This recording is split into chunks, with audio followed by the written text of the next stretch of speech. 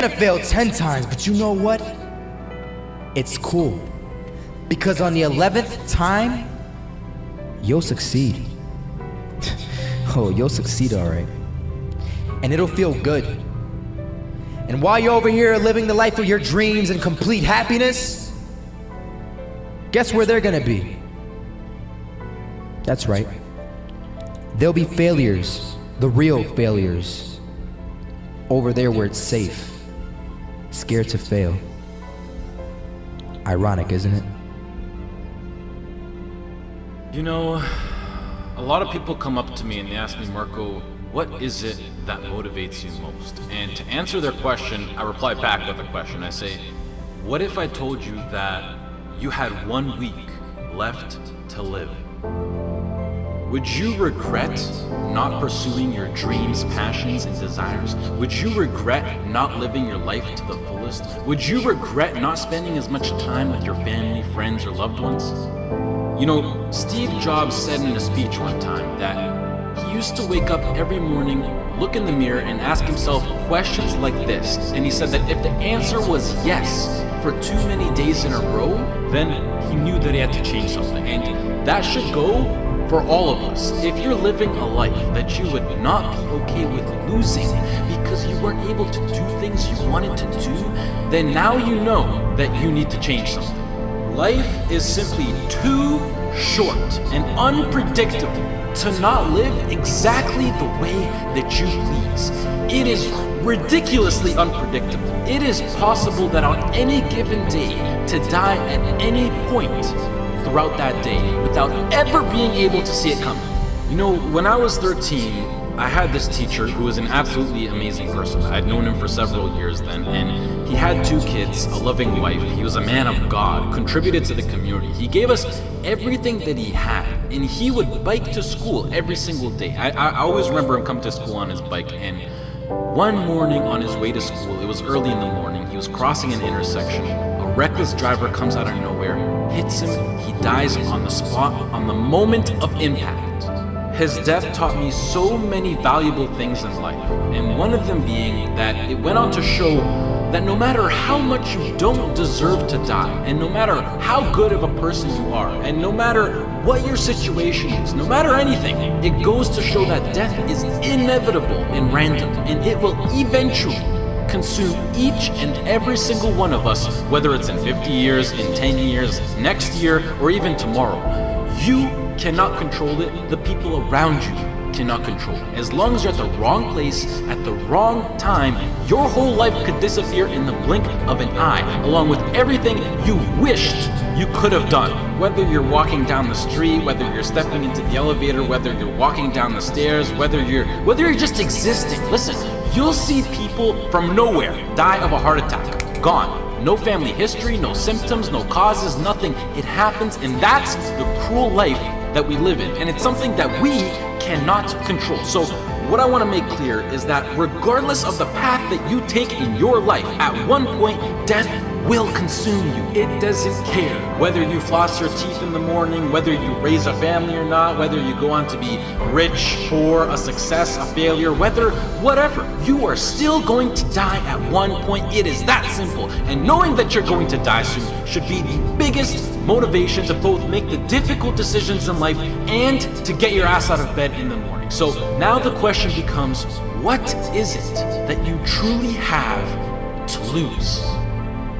If you pursue your dreams and you fail, sure, you might be a little bit more financially unstable. You might experience stress or other feelings you wish you never had to experience. But either way, even if you fail, you will end up back to where you started, which is where you are now. So what do you literally have to lose? Some of you right now, you're thinking about maybe starting a business. You have a great idea that you want to incorporate into your lifestyle. Maybe you're thinking about pursuing your dreams to the fullest. Maybe you're thinking about putting in the work to become a doctor, an engineer, a firefighter, a professional athlete. But some of you won't follow these ambitions because you're afraid. You're afraid to fail. You let the fear of failure dictate your actions, and you're afraid of what mama or papa thinks. You're afraid of what your sister, your brother thinks, or your grandpa or your grandma, or your cousins or whoever. But what truly matters is you.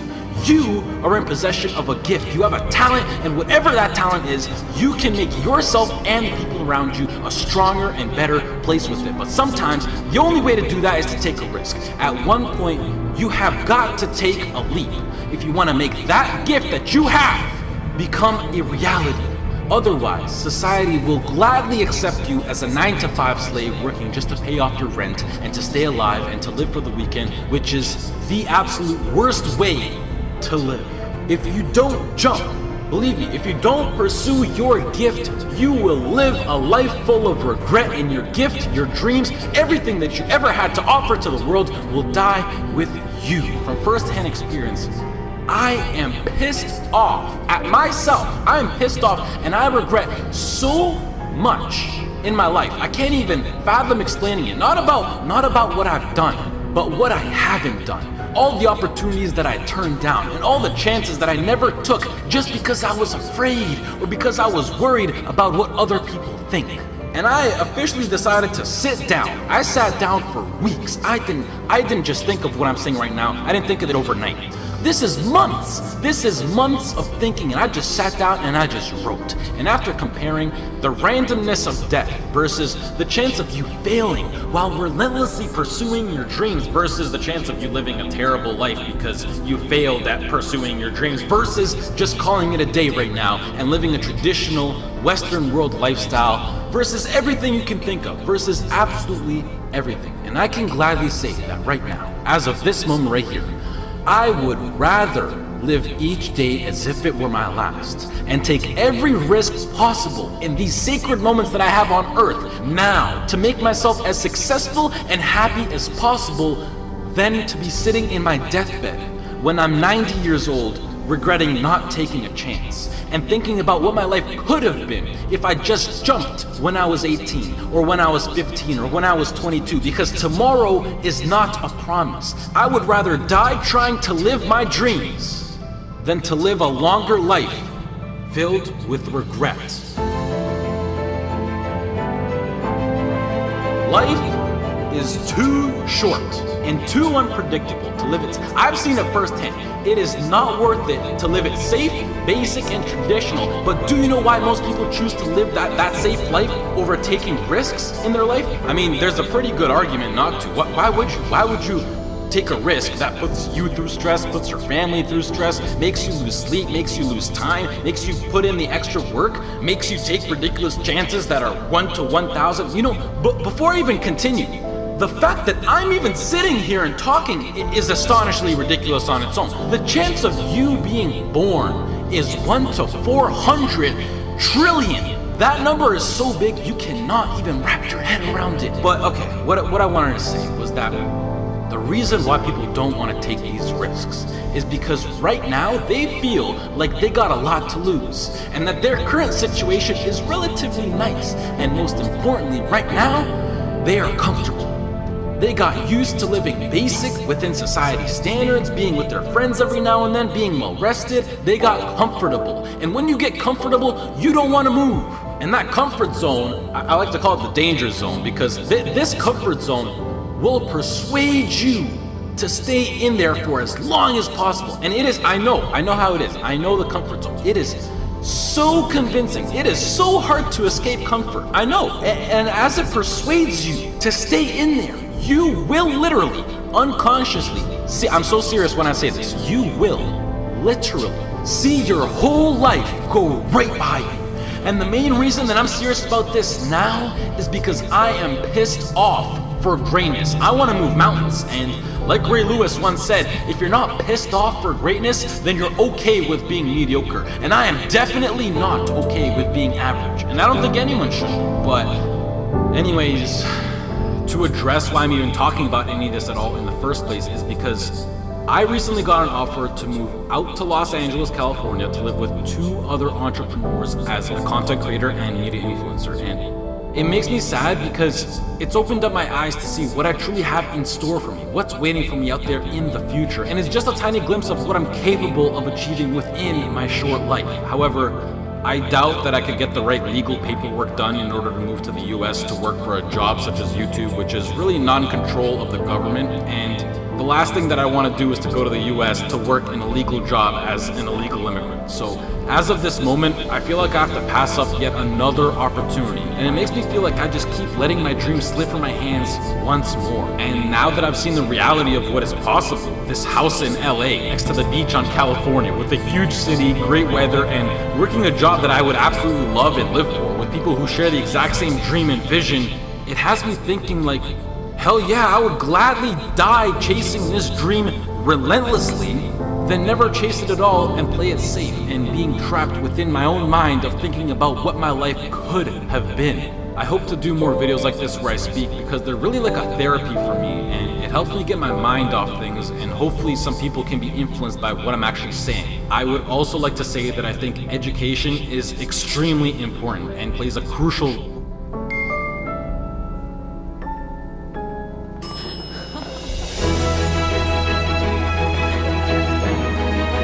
Fragrant hazelnuts, smooth velvety chocolate, Ferrero Rocher, for love that's precious as gold. I would also like to say that I think education is extremely important and plays a crucial role into bringing success into your life, and that knowledge is power. The best thing in life is to always have a backup plan and take into consideration what if something goes wrong. And it's something that every role model that I look up to tries to enforce, but I feel like education will always be here for me to come back to, whether I'm 20, 25, 40, or whatever. And I think that I have an amazing idea, vision, passion, and drive now in my peak and that I'm able to capitalize on, which makes me feel like I'm throwing it away if I don't pursue it. And the biggest response that I've been getting recently is, Marco, what if it fails? Which I mean, yeah, like, what if it fails? But that's the whole point of taking a chance with things like startup companies or entrepreneurship. It's ridiculously high risk. Like, what if I get hit by a car? What if I lose my wallet? Or better yet, what if this succeeds? You know, it's easy to be negative or to be closed-minded, but I think it's easier to be optimistic and to be open-minded. And please do yourself a favor, which is a separate topic on its own for another time, but try to surround yourself with people who impose and promote positivity and good vibes. You will notice the tremendous effect that it has on your lifestyle. Starting your own business or being self-employed, although preferable, doesn't exactly require any kind of diploma or degree. And I think that with a proper business plan and with the drive that people like you who are watching this video fuel me with, I feel like I can accomplish anything.